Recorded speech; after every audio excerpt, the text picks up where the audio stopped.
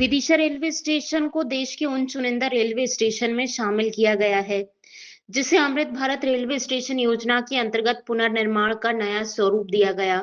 विदिशा में 29 करोड़ 46 लाख रुपए की लागत से प्लेटफॉर्म के अंदर और बाहर नया स्वरूप देकर उसे नया बनाया गया है। इसके साथ साथ यात्रियों की सुविधाओं में इजाफा हुआ है। इसी स्टेशन के साथ भोपाल मंडल के 4 रेलवे स्टेशन और देश भर के 74 रेलवे स्टेशनों का वर्चुअल रूप से प्रधानमंत्री नरेंद्र मोदी द्वारा लोकार्पण किया गया। वर्चुअल रूप से केंद्रीय कृषि मंत्री शिवराज सिंह चौहान, रेल मंत्री अश्विनी वैष्णव, मध्य प्रदेश के राज्यपाल मंगूभाई पटेल भी सम्मिलित हुए।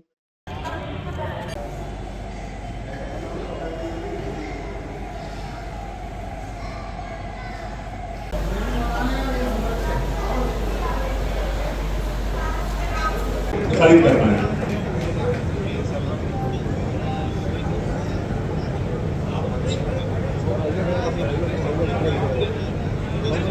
माध्यम से मध्य प्रदेश की भी सारी योजनाओं को आप यहाँ पर जो है लाकर हमारे क्षेत्रवासियों को सुविधा देने का काम कर रहे हैं। मैं उसके लिए हृदय से आदरणीय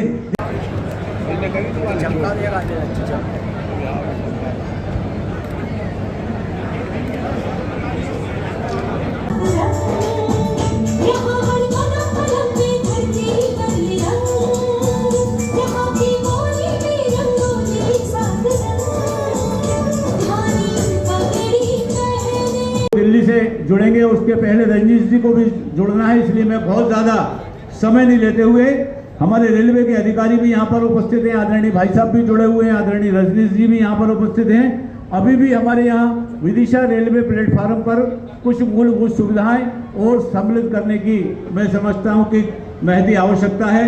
जैसे प्लेटफार्म नंबर 2 और 3 पर अभी शेड की कुछ कमी है, पूरा प्लेटफार्म कवर नहीं है, तो ये शेड का निर्माण कार्य होना भी मुझे लगता है कि महती आवश्यकता है। 1, 2, 3 बिना एंड यात्रियों जो हमारे यात्री रहते हैं उनको सुलभ शौचालय की आवश्यकता 1, 2 और 3 प्लेटफार्म पर नहीं है।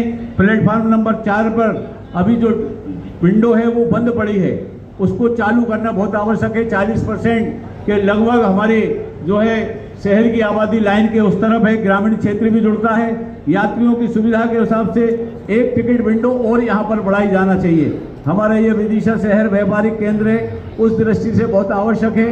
कई बार क्या है कि आजकल लोग ट्रेन जो है मोबाइल पर देख कर आते हैं और भीड़ अधिक होने के कारण कई बार उनकी ट्रेन मिस हो जाती है, टिकट नहीं ले पाते, इसलिए एक विंडो बढ़ाई जाए। स्टेशन के दोनों तरफ पार्किंग की शानदार व्यवस्था की गई है, मगर जो टैक्सी स्टैंड और मोटरसाइकिल स्टैंड है वहाँ पर शेड का निर्माण किया जाए। हमारे गुलाबगंज रेलवे स्टेशन पर वाटर कूलर एवं स्टेशन पर जो है सुलभ शौचालय भी उपलब्ध वहाँ बनाया जाए। गुलाबगंज स्टेशन पर हमारे रहवासियों के लिए नाली की आवश्यकता है, उसकी अनुमति हमारे अधिकारी देने का काम करें। साथ में एक और बहुत बड़ी आवश्यकता है, आदरणीय भाई साहब को मैं निवेदन कर चुका हूं, एक बार फिर उनके माध्यम से रेल मंत्री जी को भी निवेदन कर रहा हूं, आदरणीय भाई साहब को निवेदन कर रहा हूं कि हमारे ये शहर लगभग 3 लाख की आबादी है और कई ट्रेनें ऐसी हैं जो छोटी जगह भी जिनके स्टॉपेज हो गए, मगर हमारा शहर आज भी उन जो है यात्री ट्रेनों के स्टॉपेज की बाट जोह रहा है। इसलिए आज मैं आप सबके सामने आदरणीय भाई साहब को भी निवेदन करूंगा, रजनीश जी भी हैं और हमारे अधिकारी भी बैठे हैं, डीएम साहब भी बैठे हैं, डीएम साहब भी एक पत्र जरूर लिखें आदरणीय साहब को कि हमारे यहाँ शताब्दी एक्सप्रेस भी रुकना चाहिए। रुकना चाहिए कि नहीं रुकना चाहिए बताओ? शताब्दी एक्सप्रेस, कर्नाटक एक्सप्रेस हमारे यहाँ साउथ में जाने के लिए, बेंगलोर के लिए बहुत जरूरी है। सचखंड एक्सप्रेस हमारे सिख समाज के जो हमारे भाई हैं उनको वहाँ तक पहुँचाने के लिए बहुत आवश्यक है। और तीसरा पुरस्कार इस श्रृंखला में है भोलाराम तिवारी।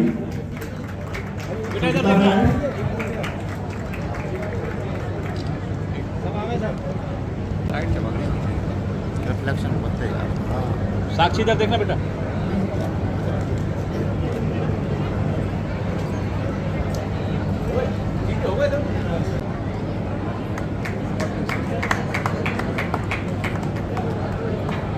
पुनः मैं विधायक साहब से अनुरोध करूंगा कि भाजपा जिलाध्यक्ष माननीय श्री महाराज सिंह धामी जी का एमजीएम स्कूल क्रीड़ा कड़ी विदिशा के बच्चे हैं, प्रथम पुरस्कार प्राप्त किया है सिद्धांत पंथी ने।